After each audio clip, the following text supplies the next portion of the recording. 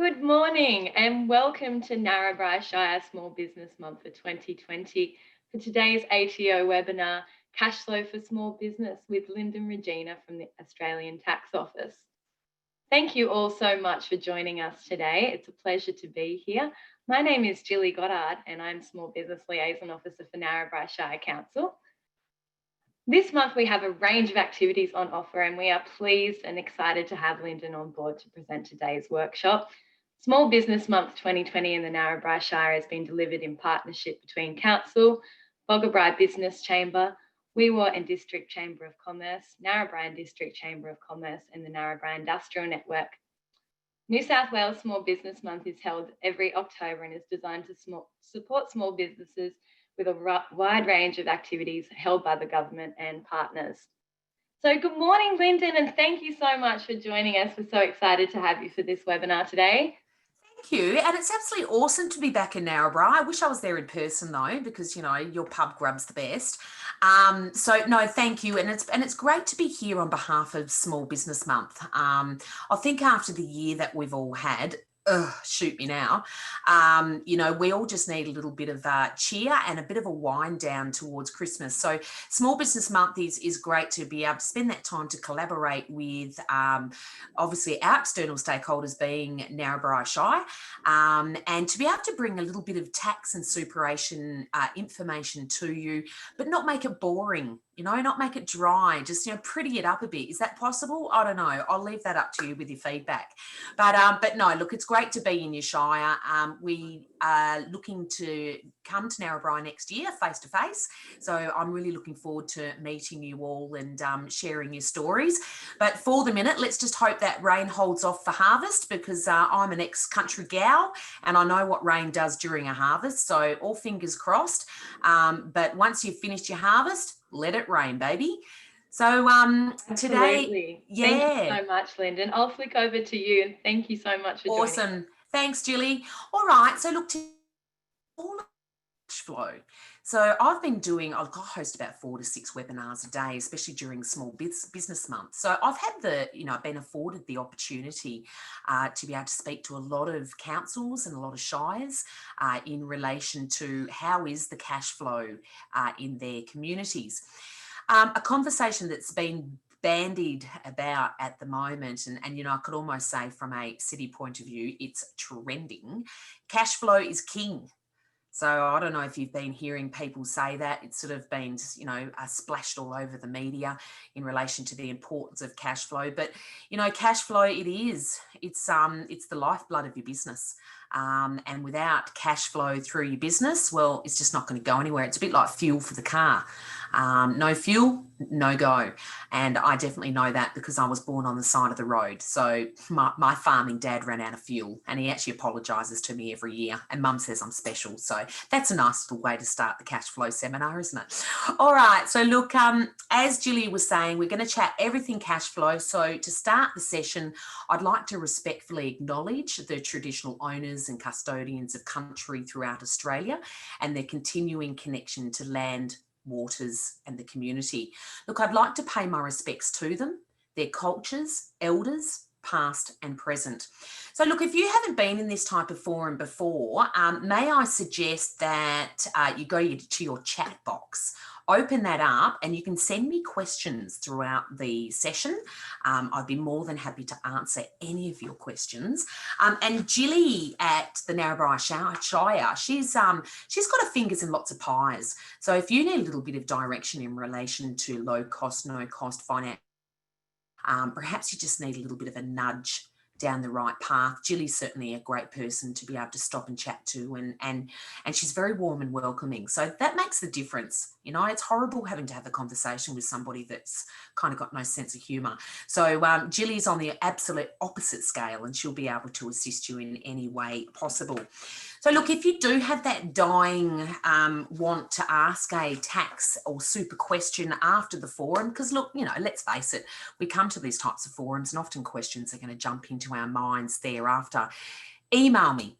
Okay, I'm not going anywhere soon. I'm incredibly passionate about delivering small education to our small businesses. And I do have a fairly broad knowledge of tax and super. I don't proclaim to know everything, but I do have some great contacts within the tax office. So please consider my email address as your key, my open door, and you're welcome anytime. All right, so look, let's chat cash flow. We're going to talk about the importance of cash coming into the business and cash going out of the business and the timeliness around that.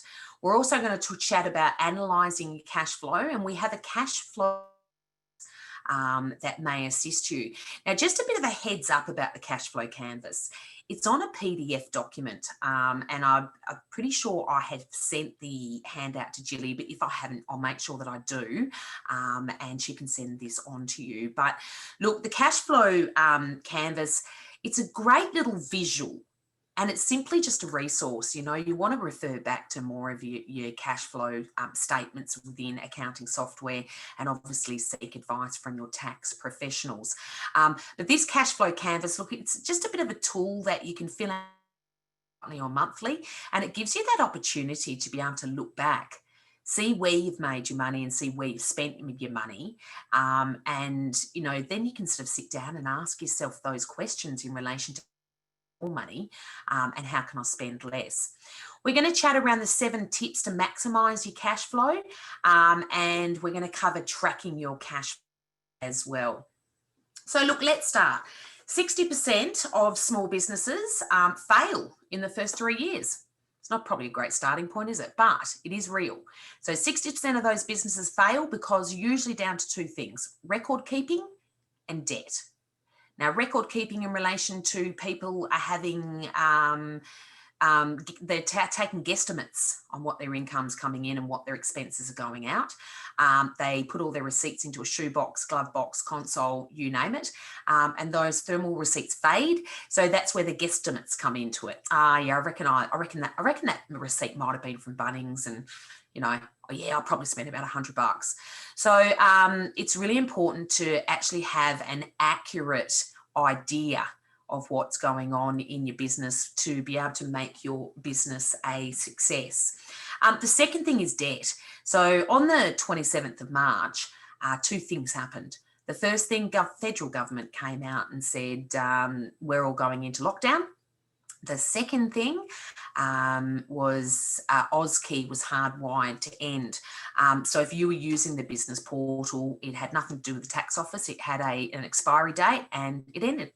So we've been transitioning small businesses across to MyGovID. So if you're a partnership, a company or a trust, you'd need to register with MyGovID and link to RAM. Now, what happened there?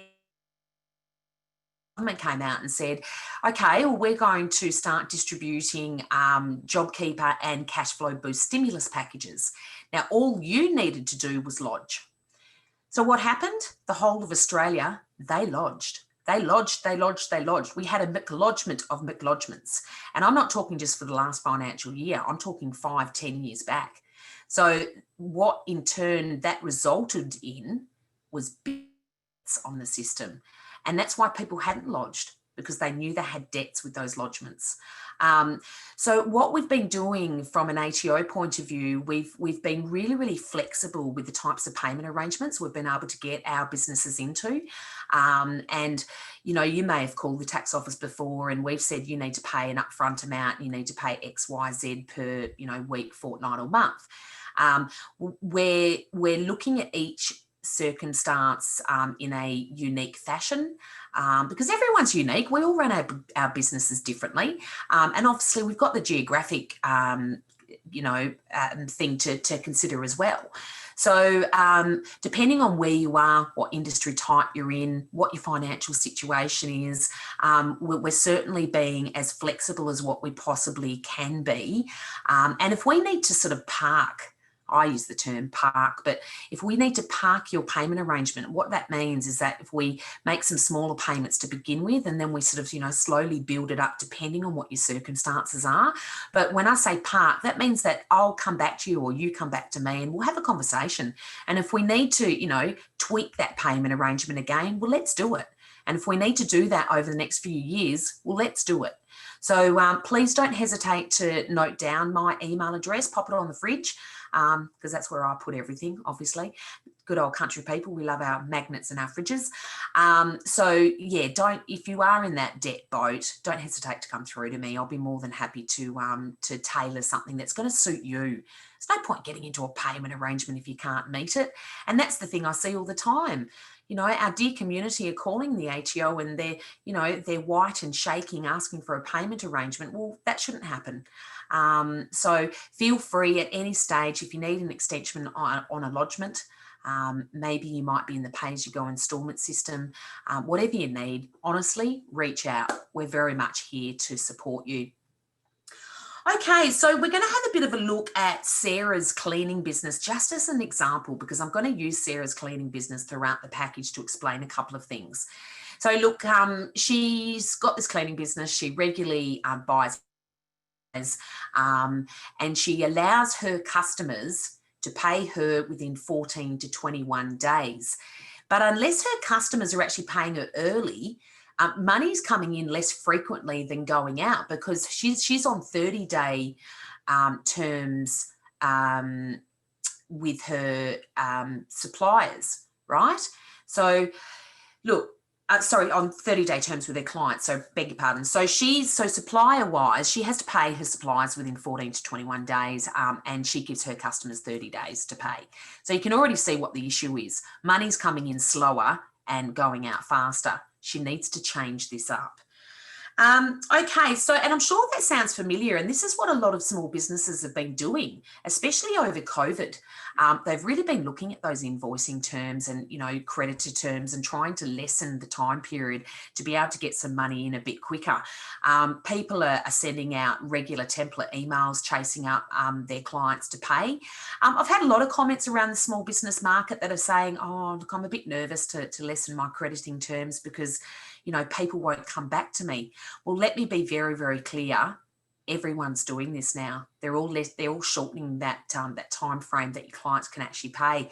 A lot of places I've been seeing are asking for an upfront payment to begin with, especially on a service. A little bit different with products because people like to do that touchy-feely thing before they buy something. Oh no, I certainly do.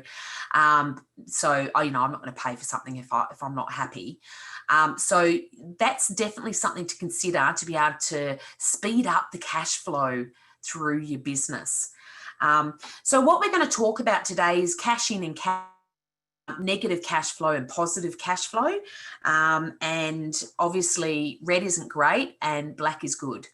So you'll get what I'm saying when I get onto the cash flow canvas. So let's map a typical cash flow cycle. Okay, so I'm just going to step you through this now. So let's look at that example that I was talking about with Sarah.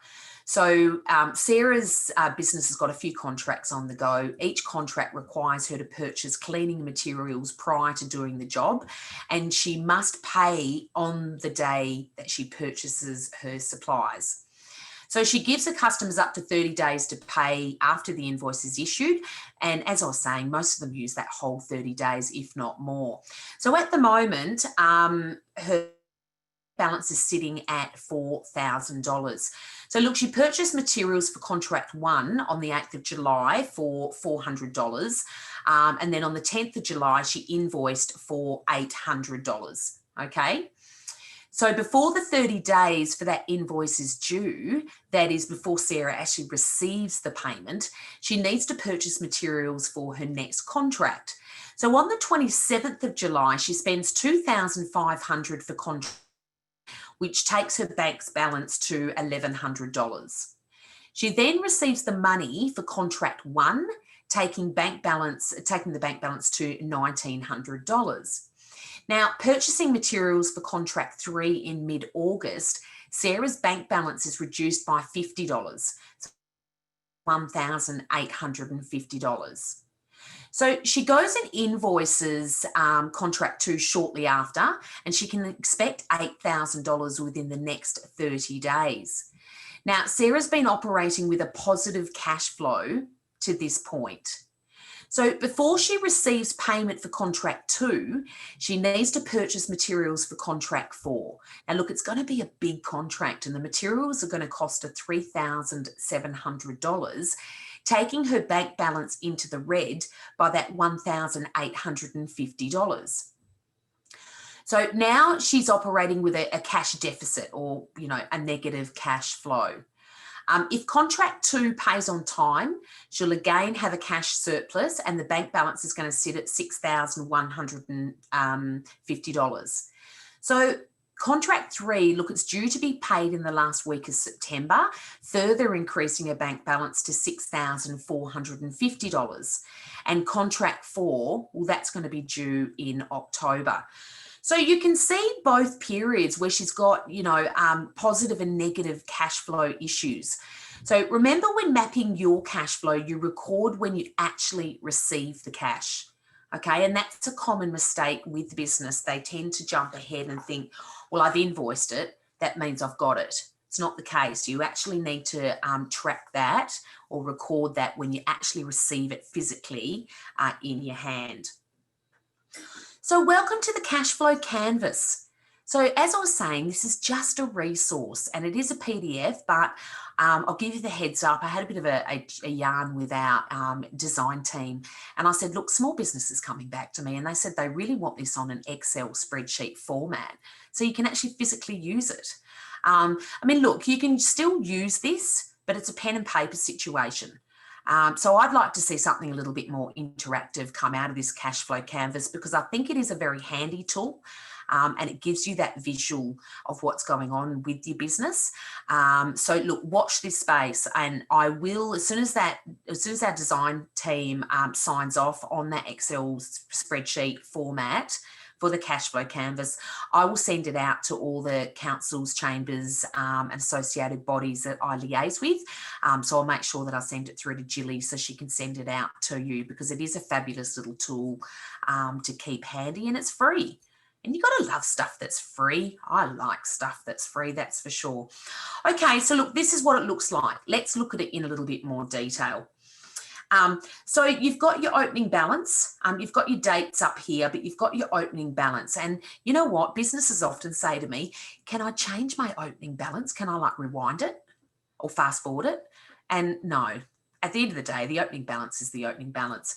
You've got your cash in, which I'm going to talk you through in a minute. You've got your cash out. You've got your cash surplus.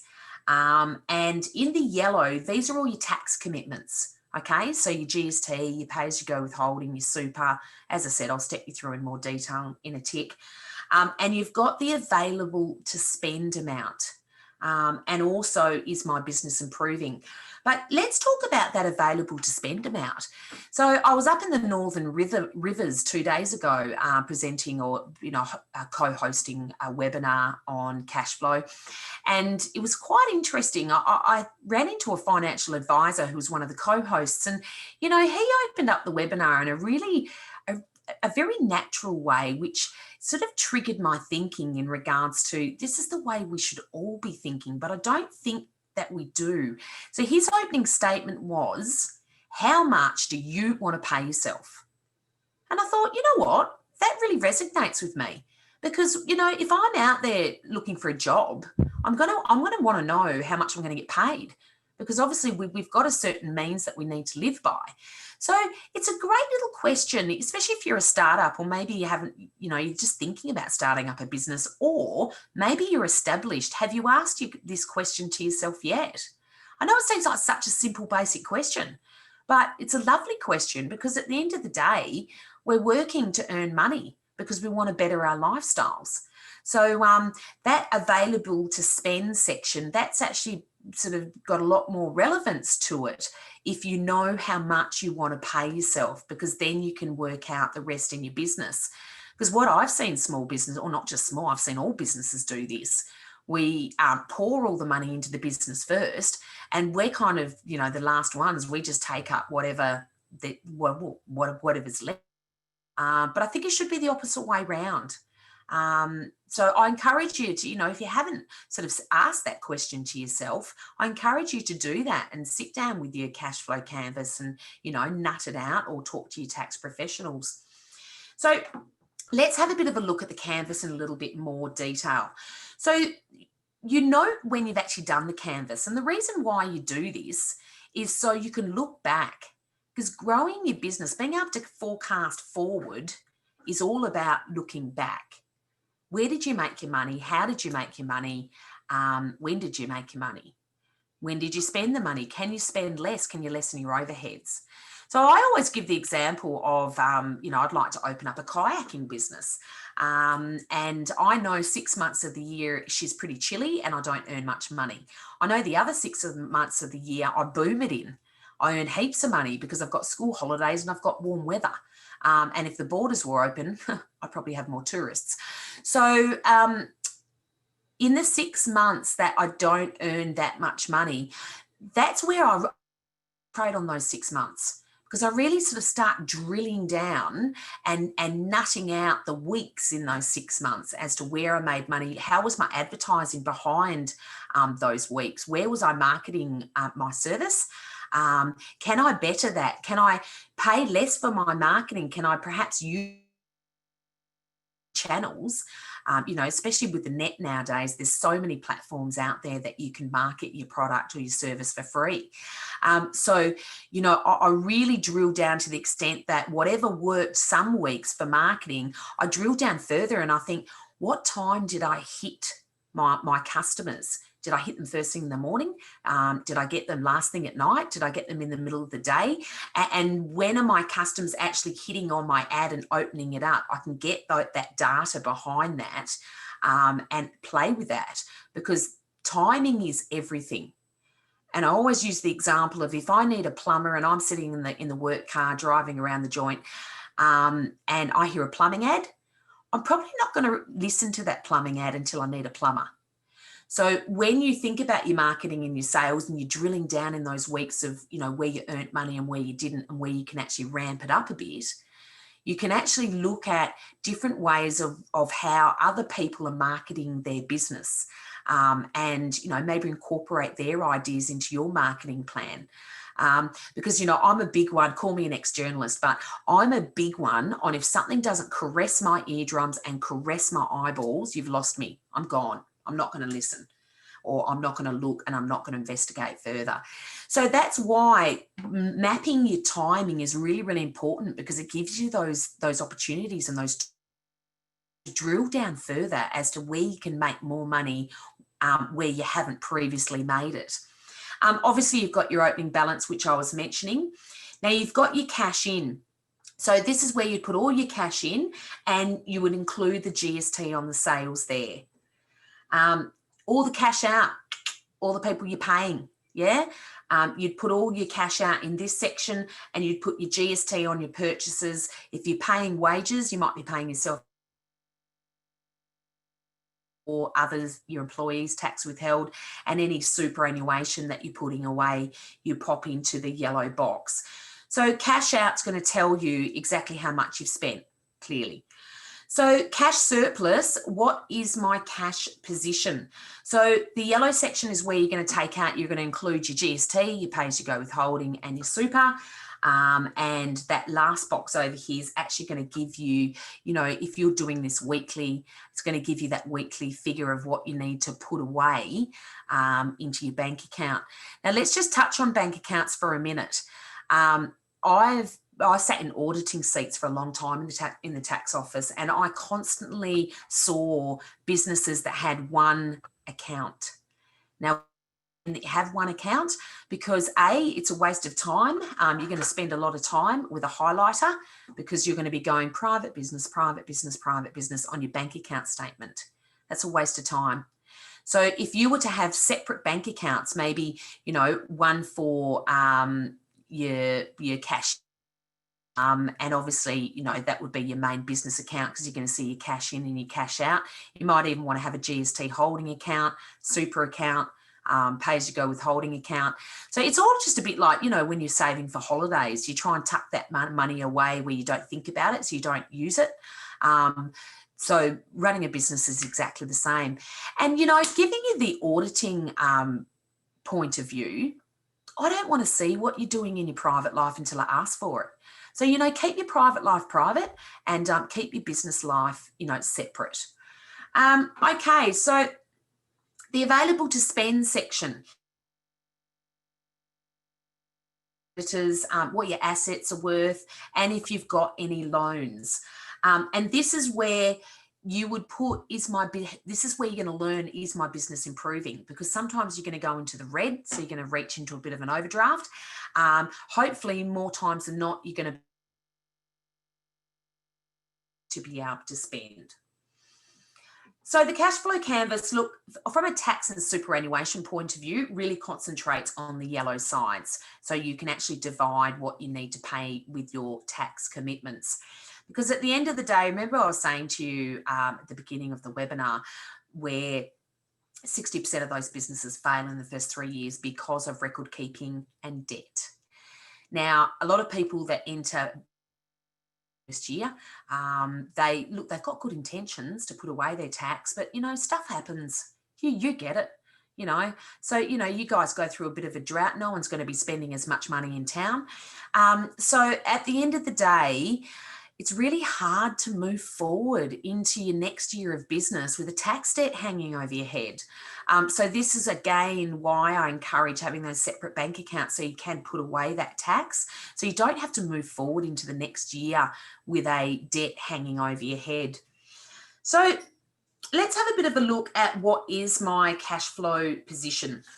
So I'm just going to map here for you. So let's go back to Sarah, right?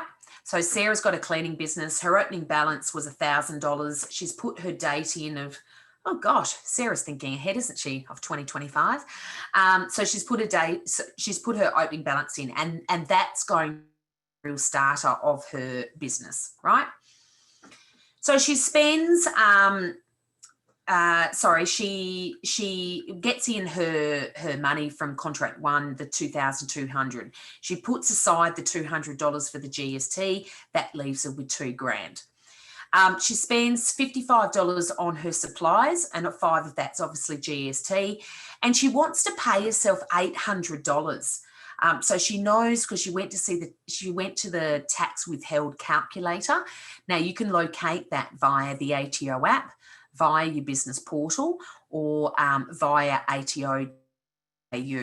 So this is a big thing, you know. A lot of people say to me, oh, I hate working out tax stuff. And you know what? Totally with you. I get it.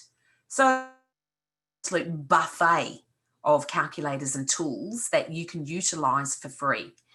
So if you go to our website, scroll all the way to the bottom of the landing page, about the second column, halfway down, there's a section called Calculators and Tools. You know what? You guys pay your tax. Let us do the work for you, okay? So if you hate depreciation, well, you like getting depreciation, but you hate working it out, don't worry about it. Go and use the depreciation calculator. Perhaps you might be running your business from home. We've got a fantastic home office expenses calculator that you can work out what tax deductions you. So again, you can work out your tax withheld with our tax withheld calculator as well. Now, Sarah's smart. She's putting away superannuation for herself, right? She's creating a bit of a nest egg. Now, when I grew up on a dairy farm in WA, and, you know, my parents used to always go on about the importance of having a bit of cushioning for those hard times, whether it be, you know, back in the 80s and the 90s, there was very high interest rates. So, you know, my parents always believed in that cushioning. My old man actually referred it to, you know, you've got to have a bit of fat on your bones, otherwise you're not going to survive. Business is the same. Got to have a bit of fat in the account, otherwise you're not going to have anything to bounce back off. So we've definitely seen that during COVID-19. Wow, the amount of early release of superannuation that has happened since the 1st of March is phenomenal. It would blow your mind. So many people have been struggling out there and they've gone and withdrawn their super. But you know what? If they hadn't put their super away, they'd have nothing to withdraw. So again, you know, I strongly encourage building some sort of nest egg, whether it be super or, you know, you might go down do your own thing. But, you know, just remember, a bit of fat isn't that bad. Okay, so once we exclude all of our cash out, we come back with $1,050 out of the $2,000. Okay, so that's actually going to give the cash of $950. So let's talk about paying your tax and your super commitments. So out of that $950, Sarah's worked out that she needs to put away $238 for her tax for that week. So that means that she needs $633 all up to be able to get across her pay. And obviously pay her wages. Okay, so all little things to consider. And as I said, look, it's a pretty easy little canvas to use. And I think that's where a lot of people tend to get lost in business, because they've got good intentions to fill out these types of things, but it's actually having that understandability and comfortability level of wanting to do it, because then you'll be able to, you know, look back to be able to forecast forward in your business.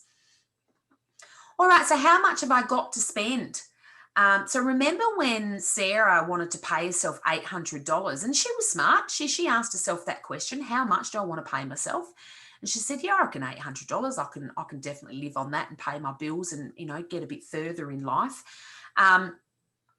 So she's actually got $1,317 to spend. So look, at the end of the day, if we work through this, so if she was to pay herself $800, cash in bank's going to be sitting at $517. Her stock's going to be $250 worth. She owes $1,460, and she's actually owed from her creditors that $2,000. She actually owes her creditors $2,000. So assets wise, she's only got about $153 in assets, and she's got a loan for her car. She bought an $8,000 car, so she ends up paying about $153 a week on that.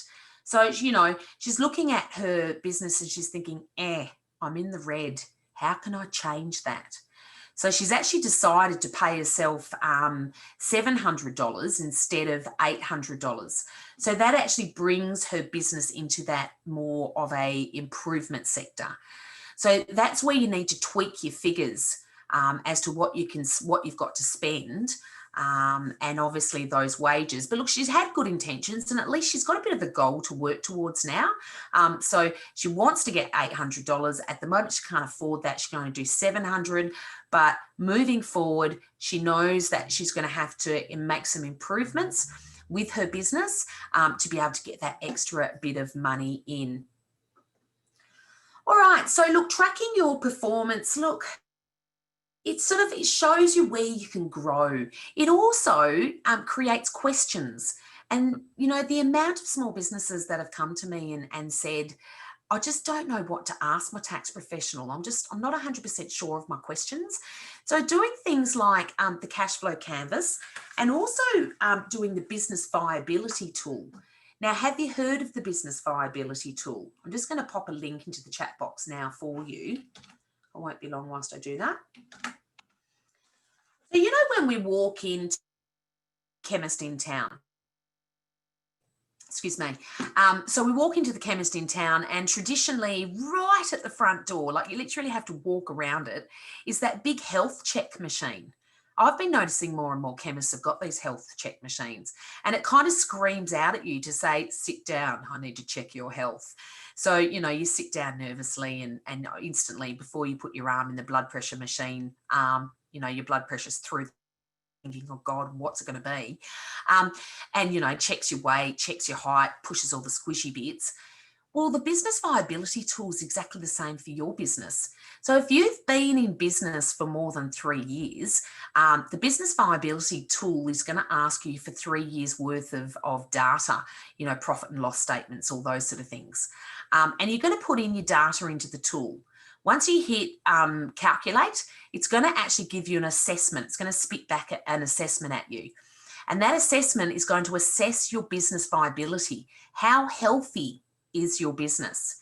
And this is another question starter or conversation starter of where you can actually take this assessment in to see your tax professional and get a bit of advice in relation to how you can improve your business.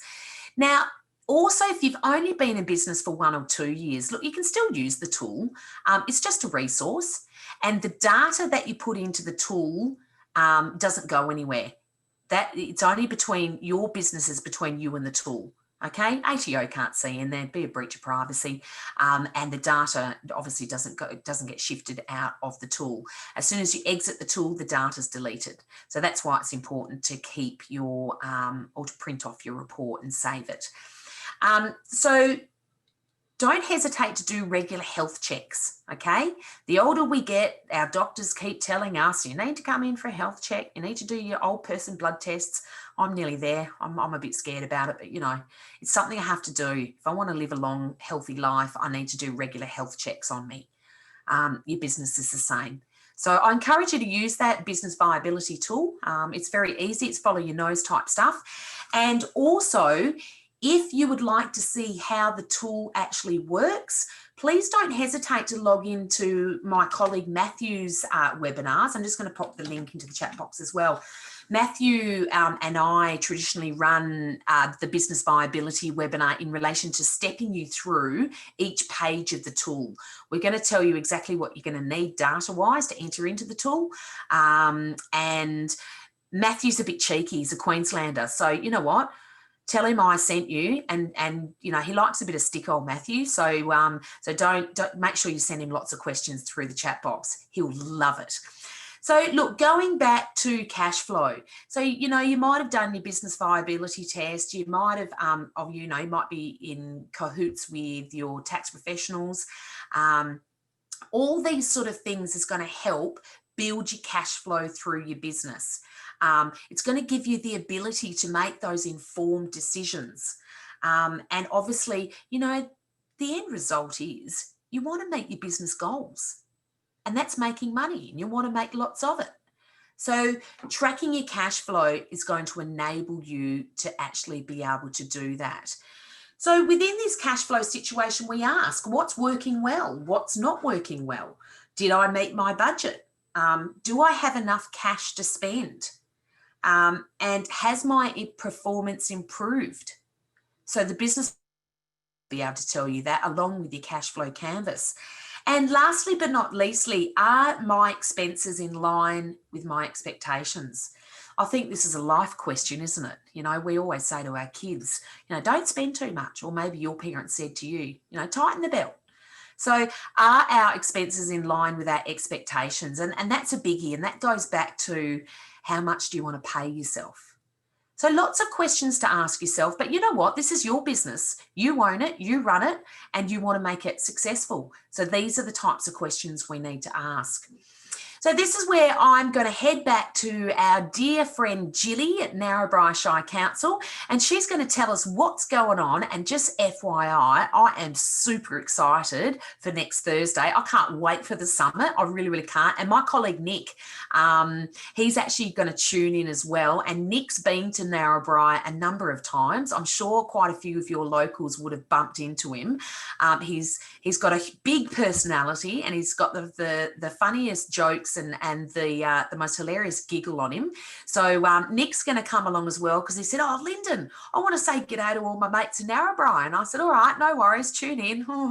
So, so Nick and I will be there next Thursday. But Jilly, take it away. Tell us what's happening in Narrabri. Oh, well, there is so much happening across the Narrabri Shire this October. We are very grateful to be partnering up with the Boggabri Business Chamber, the Narrabri District Chamber of Commerce, Weewarn District Chamber of Commerce, and the Narrabri Industrial Network. Next Thursday, we have our final webinar for the ATO series. So that's on Thursday morning from 10 to 11 with Linden.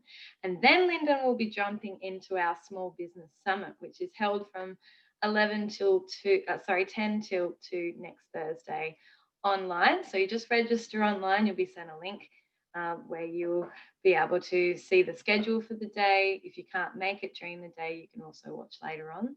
We have at least 15 presenters coming for our summit, which is very exciting. So we have people coming from a whole heap of government agencies, both state and federal. Linden, we have the Australian Entrepreneurs Program, and we'll also have a procurement section with a few of our major projects that are about to kick off around the region. Then on Friday the 30th, we have a in-person workshop day, which is great. And we're very excited to be doing something COVID safe and in-person for the end of the month. So we have 4 workshops which will be held at the Crossing Theatre. And then to conclude our Small Business Month, we are holding a COVID safe networking event on Friday the 30th from 6:30 till 9:30. It's going to be a really informal and great chance to catch up with other business owners and suppliers in the region. So I encourage you to buy your tickets to that event. They're available from the Crossing Theatre's website, or just walk in and buy your tickets there from the team. We are asking people to try and get your tickets prior to tomorrow. We have had a late surge in numbers, which is great. So if you haven't got your tickets yet, I highly encourage you to get them today or tomorrow. And we will be seeing Linden again next Thursday morning. So thank you so much, Linden, for joining us for those 2 events. Oh, well, as I said, I'm really, really excited. Yeah. Yeah, and it's, it sounds like a great lineup. And usually with those sort of lineups, I've been on a lot of webinars with, some fantastic lineups around New South Wales for Small Business Month. And it's quite funny, you see these people on LinkedIn and, they've got that really serious photo, and then you actually meet them and they're really out there, full of personality, full of information, and they're entertaining, because there's nothing worse than watching a boring webinar. Most definitely. And we don't want that. None of that here. No. So I've looked into your lineup, because obviously I'm following you on LinkedIn. And yeah, it looks great. I'm really, really excited. There's something that really just caught my eye just then. On the 30th of October, you've got canapes. We do. We had COVID safe canapes organised. So all right, well, a long time between canapes. Oh, yeah, I know. I hear it and I feel you. So I'd like mine mailed, please. And make sure it's with a lovely little glass of sparkly with a lid on it, because I don't want it to spill on the way. We'll see what we can arrange. Excellent. That's what I like to hear. Hey, thanks, Julie. It sounds awesome what you guys are doing. And I'll tell you something, your national rail project's really picking up. It's getting a bit of traction, I've noticed. Yes. Inland Rail is kicking along, and it's going to be an exciting 2021 and end of 2020. So yeah. I'll throw it back to you now, Linden. Thank you. Sounds so great. Much. Thanks, Julie. Appreciate that. Okay, so let's drive on in. Let's chat benchmarks. Are you across benchmarks?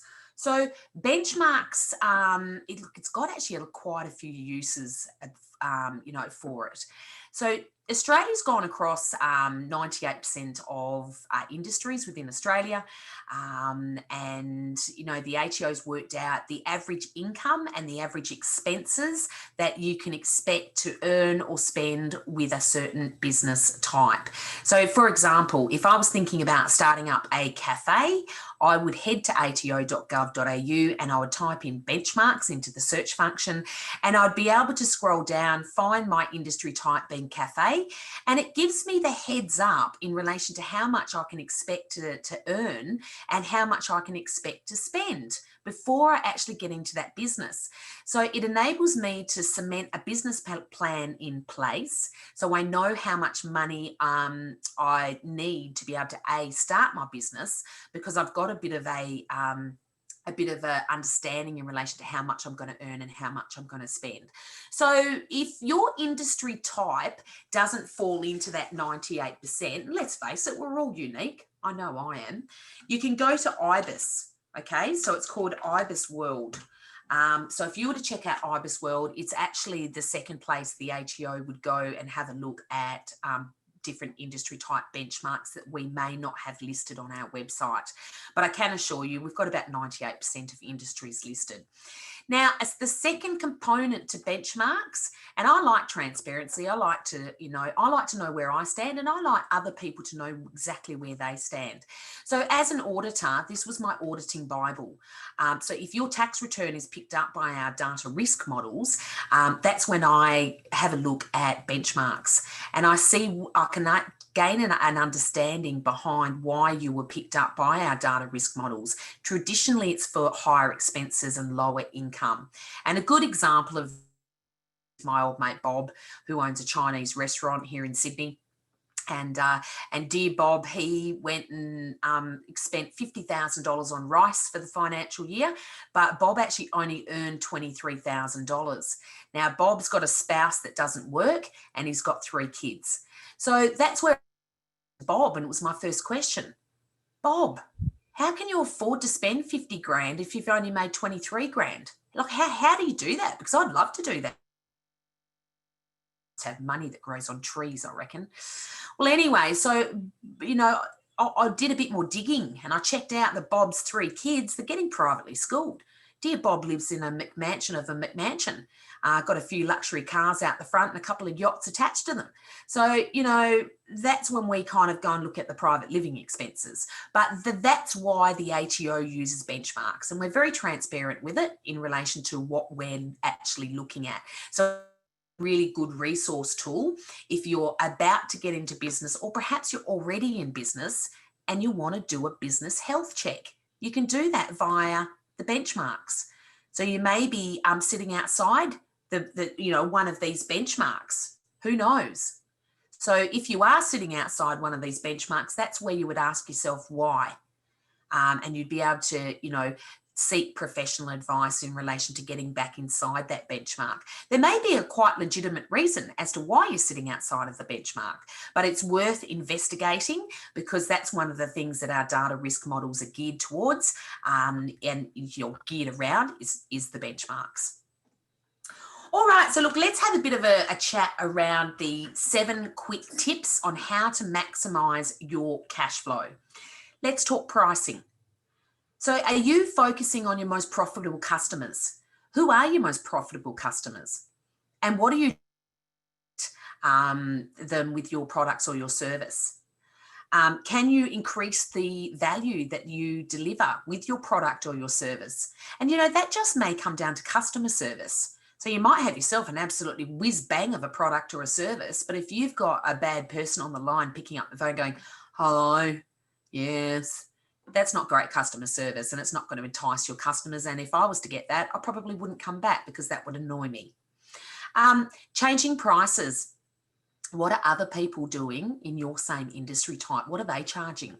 Can you undercut the price? Can you undercharge to get a few more customers through the door? Or are you charging at the right rate and maybe you just need to ramp up your marketing and your sales? Just a thought. But these are all the 7 tips behind maximising that cash flow, and they all work equally together. Volume. So how can you increase your customers? Well, straight away, I can say the net, because not only are you advertising your product, your service locally, you're doing it at a state level, you're doing it at a national level, and obviously being the net at an international level. Actually, I gave a really bad example the other day. I gave the example of making a cake and sending that internationally. So I was a cake maker, and, you know, somebody international wanted one of my fancy cakes. And then I started thinking about the example, and I thought, you know what, that cream is not going to be very good by the time it makes its international journey over to the UK. So I'm not going to use that example anymore, but you get my drift. You can actually, you know, sales and marketing has just got so much power behind it. And if you do it right, you're going to reap the benefits. Selling into a new market and territory, well, it kind of touches on what I've just said. Increasing the products or service. What products are selling? Can you increase them? What are the products that, you know, aren't movers and shakers? They're kind of sitting around dust. Can you get rid of them? And can you improve your sales processes? So if you have a salesperson on board, maybe you are the salesperson, how are you going about, you know, marketing your product and your service firstly? And secondly, what are you doing to maintain and continue to build your relationships with your stakeholders? Because, you know, we are humans, we are still word of mouth. So that's, you know, if somebody has a bad experience with you, unfortunately, one of the bad things about the net is that people are always going to write bad stuff before they write good stuff. So improving sales processes, and that could come down to timing as well. So maybe your competitor may be delivering that product or that service, you know, within 14 days, that product or service within 7 days, and charge maybe slightly less to be able to get that customer on board. Don't know, it might be just a thought. Let's look at debtors. So, you know, as I said, that 60% of small businesses, you know, the second reason that they fail is because of debt. So we're big on invoicing earlier, right? Invoice as soon as you can. Try and lessen those terms. Instead of having a 30-day term with your client, bring it back down days. Everybody else is. So why can't you? So if you were to have the conversation, you know, host the conversations with your client base and say, look, guys, you know, I really need to get change my invoicing process. I'm going to be cutting the terms down from 30 to 14, but I can guarantee, you know, a better service. So that might just keep your client on board. And also think about those upfront payments prior to delivering a service. Following up. Oh, it's timely, isn't it? I know, I've been there. Chasing up debt is, you know, I think I'd prefer to pull out my teeth. But look, at the end of the day, it's something we've got to do. And check out what other businesses are doing to follow up their debt. Are they regularly emailing? Are they making those regular telephone calls? Are you doing snail mail? You know, is the accounting software talking to your client's accounting software, you know, making that debt into a nice big red number to say, hey, you need to pay this. Reducing your terms, obviously we've chatted about that, you know, extend your terms out to your suppliers and pay within 30 days, but extend your terms, you know, from 30 days down to 14 with your clients. And offer an early payment discount. It's incredible the power that that's got. So power bills and telephone bills, you know, they're quick to slap you with a $15 fee if you're 1 day late.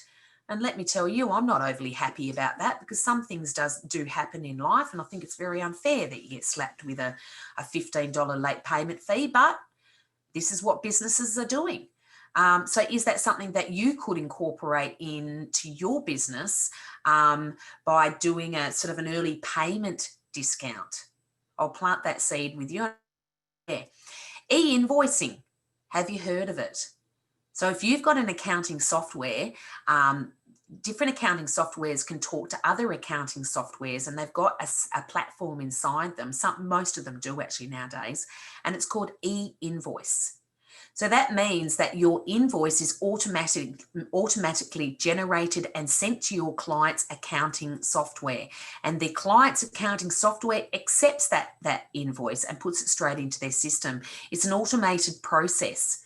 So again, that cuts down time, it'll cut down staffing levels, and it'll give you time back into your business.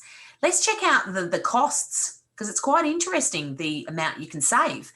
So if you were to do the good old snail mail over a year per client, about $30.87. And this is just, you know, off our examples. Your situation may be completely different. But what this shows is an overarching difference between snail mail invoices and e-invoicing. So, you know, if you were to PDF your invoice to your client, I mean, still you have to manually sit down and do it. Invoice, you know, you've got your cost. So this is a massive cost saving from $30.87 to $9.18. So if you want to know more about that, talk to your accounting software provider, maybe talk to your tax professional, talk to other people in your industry or other industry types, see if they're using it and what their experiences have been with it. Let's talk assets. What's sitting in your business that's gathering dust? What's got the cobwebs on it? What can you get rid of? Any money is good money. If you can free up a bit of money from your assets to give your business that little bit of cushioning, that bit of fat to fall back on, might be worth looking into. Perhaps maybe looking at selling and lease back. Is that going to be a cheaper option than actually purchasing the machinery or the equipment that you need for your business? It's always an option, isn't it? And refinancing, this is a big one. This is what we've seen a lot over COVID. So businesses have been going and checking out what other banks are doing, and they've been coming back to their own bank and saying, hey, XYZ's offering me this, can you match it? So don't be afraid to put your hand up, go out to other banks, see what they can do for you, come back to your own bank, because, sometimes it can cost to move banks. So come back to your own bank and put the big bold question to them. Can you match X, Y, Z? Otherwise, I might think about moving, because you'd obviously need to weigh up the cost of moving versus, gaining a better interest rate. But I can tell you this, the banks are being very competitive at the moment, so it may be just worth that quick look for you. Expenses, reducing your overheads and reducing your discretionary spending. Well, I think I'm not going to go into much detail on this because I have kind of covered it, but it is the aim of the game. Spend less, earn more. Inventory. So can you reduce the cost of your stocks and your materials? So can you go to a supplier that's going to charge less for exactly the same product they can provide you? Can you improve those terms with your suppliers? Get rid of the stock that's not moving. It's just gathering dust. And obviously amend processes. Can you design a more streamlined ordering process? Can you make it easier for me to purchase your product or your... And that's the big question out there. And that's what a lot of businesses have been doing during COVID. They've been amending different processes, streamlining, making it easier for the customer. And staffing, staff will either make or break your business. So what can you do to keep good staff? Can you offer them incentives? Can you dangle the carrot? Do you have two strong personalities working in the same sector that are just butting heads? Can you perhaps move, they're both really, really great staff in their own rights, but is it worth moving them around so they're not working together to make a more harmonious atmosphere? How are you engaging your staff? You're regularly getting together, you're heading out for, a bit of pub grub lunch on a Friday. Are you making it a nice place to work? And obviously pay incentive, well, that's always a good one. But, there's other incentives as well, but just be mindful that if you're a company, fringe benefit taxes may apply. And obviously, if you've got happy staff, it's a bit like the old saying, happy wife, happy life, huh? So if you've got happy staff, chances are you're going to have happy customers. And chances are those customers are going to be going out saying, wow, I had the best experience with that business. I recommend you use them. So all these different things in the mix, these 7 tips are going to actually add a bit of beef to your business. It's going to strengthen your business because at the end of the day, as I said, cash flow is king and it is the backbone of your business, along with record keeping, okay? So find out a bit more on how you can keep better records. We've got a record keeping evaluation tool. Put in how you're keeping your records into the tool. It'll come that maybe you'd like to try to make it a bit easier to keep your records. So we've done the 7 tips of maximising your cash flow with your business. We canvas through that Sarah's cleaning business example, and we'll check in with Jilly in a minute or so in relation to the handout and trying to get that to you. So look, in summarising today's webinar, make sure you keep separate bank accounts so you know what's coming in and you know what's going out, and keep private. Software, ato.gov.au have got low cost, no cost accounting software available to you. All you'd need to do is type in single touch payroll into our search function. There might be something that you might be able to utilise on that page that comes up, because we've got a list of single touch payroll enabled softwares. Check it out. Might be something you can utilise. Look at your payment terms. Get your money in quicker. Get your money out the door at a slower fashion. It'll help that cash flow. So look, the ATO, we're everywhere. We're all across Facebook, LinkedIn, Twitter, lots of how-tos on YouTube. If you want to stay at the forefront of your taxation and superannuation obligations, may I suggest that you would follow us via our social media platforms. And you know what? If you're not a social media platform person, give us a call, 132866. I look forward to seeing you next week. Over to you, Jilly. Thank you so much, Linden, and thank you all for participating today in our Cash Flow for Small Business webinar. It has been extremely informative, so thank you again, Linden.